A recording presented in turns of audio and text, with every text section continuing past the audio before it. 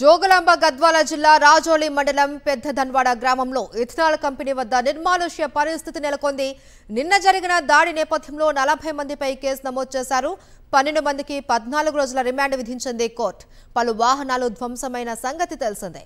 కాలుష్యకారకమైన ethanol పరిశ్రమను ఎట్టి పరిస్థితుల్లో అంగీకరించేది లేదు అని పెద్దధన్వాడ గ్రామస్తులు హెచ్చరిస్తూ ఉన్నారు. రైతులు అమాయకులపై కేసులు నమోదు చేయడంపై బీఆర్ఎస్ ఎమ్మెల్యే విజయుడు ఆగ్రహం వ్యక్తం చేశారు.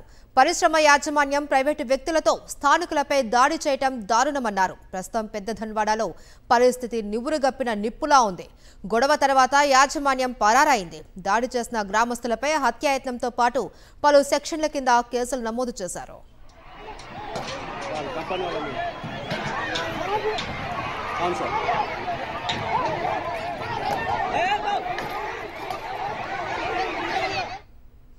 పెద్దధన్వాడ గ్రామంలో ఇథనాల్ కంపెనీ వద్ద నిర్మానుష్య వాతావరణం నెలకొంది. అక్కడి నుంచి మరిన్ని అప్డేట్స్ మా ప్రతినిధి విజయ్ భాస్కర్ అందిస్తారు. విజయ్ భాస్కర్,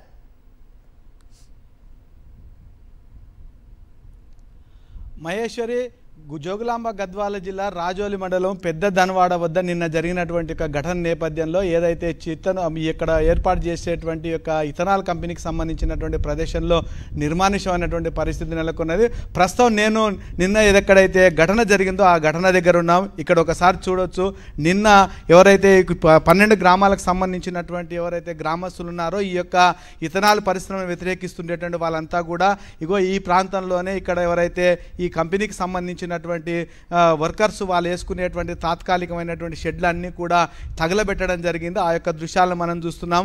వాళ్ళు వంట సామాగ్రి కోసం తెచ్చినటువంటి వంట సామాగ్రి ఏదైతుందో కందిపప్పు కానీ ఇక్కడ పల్లీలు ఉన్నాయి, అక్కడ బియ్యం ఇంకా తగలబడుతుండేటువంటి దృశ్యాలను కూడా నేను ఇక్కడ మీకు చూపిస్తున్నాను. మరొక వైపు ఆ ఫ్యాన్కు సంబంధించినటువంటి సామాగ్రి అంతా కూడా కాలిపోయింది. వాళ్ళకి సంబంధించినటువంటి సిలిండర్ పొయ్యిలు కానీ ఇక్కడ ఉండేటువంటి కూరగాయలు, టమాటాలు, ఉల్లిగడ్డ ఇవన్నీ కూడా ఒక్కసారిగా కాలిపోయినటువంటి పరిస్థితి. మరొక వైపు మనం చూస్తున్నాం, ఇక్కడ ఎక్కడైతే కంటైనర్ ఉందో ఆ కంటైనర్ను కూడా తగలబెట్టడం జరిగింది. దాన్ని కూడా మనం ఈ దృశ్యాల్లో చూడవచ్చు. ఈ పరిశ్రమ అనేటువంటి దాదాపు 30 ఎకరాల్లో ఈ ఇథనాల్ పరిశ్రమను ఏర్పాటు చేయడానికి కోసం యాజమాన్యం పూనుకుంది. కానీ చుట్టుపక్కల ఉండేటువంటి గ్రామస్తులంతా కూడా ఈ కంపెనీ ఏర్పాటును వ్యతిరేకిస్తున్నారు. ఆ వంట సామాగ్రి కానీ ఇవన్నీ కూడా చెల్లాచెదురుగా పడినటువంటి పరిస్థితి. నిన్న దాడిలో ఏదైతే ధ్వంసమైనటువంటి వాహనాలు ఉన్నాయో ఆ వాహనాలను అన్నింటి కూడా యాజమాన్యం ఇక్కడి నుంచి తరలించడం జరిగింది. ఇక్కడ ఉండేటువంటి జనరేటర్ను కూడా తలకిందులుగా పడేసినటువంటిది.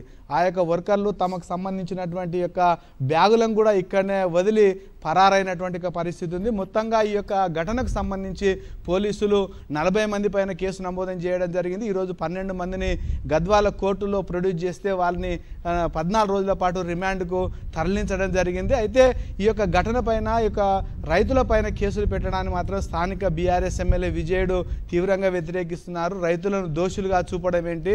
తమ పంట పొలాలు నాశనం అవుతాయి కాబట్టి తమ ఇక్కడ జీవించేటువంటి పరిస్థితి ఉండదు. ఈ పరిశ్రమ ఏర్పాటు చేస్తే మొదటి నుంచి తాము వ్యతిరేకిస్తున్నా తమ అభిప్రాయం కానీ తమ కన్సర్న్ లేకుండా ఈ పరిశ్రమను ఏర్పాటు చేయమని చెప్పి అన్నటువంటి నేతలు గతంలో ఐటీ మంత్రి శ్రీధర్ బాబు దగ్గర కూడా తమను తీసుకువెళ్ళడం జరిగింది. ఆయనతో కూడా తమ బాధనంతా కూడా ఎవరు చేసింది. అయితే పరిసర ప్రాంతాల్లో కూడా కొంతమంది దళితులకు కూడా భూమిని కేటాయించడం జరిగింది. 2009లో వచ్చిన వరదలకు కూడా ఇళ్ల నిర్మాణానికి కూడా స్థలం కేటాయించినటువంటి పరిస్థితి ఉంది. పక్కనే తుంగభద్ర నది కూడా ఉంది కాబట్టి జల వాయు కాలుష్యాలు ఏర్పడి తమ జీవన విధ్వంసం జరుగుతుందనేటువంటి అభిప్రాయాన్ని మాత్రం వ్యక్తం చేస్తున్నారు.